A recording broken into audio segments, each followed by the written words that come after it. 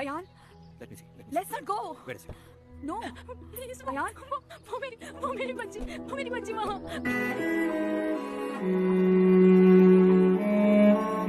ಹುಡುಕಿದೆ ಹೆತ್ತ ಕಂಗಳು ಸ್ವರ ಸೇರಲು ಮನ ಮುಗಿಲು ನಾಜಿನುಗೆ ಬಂದೆ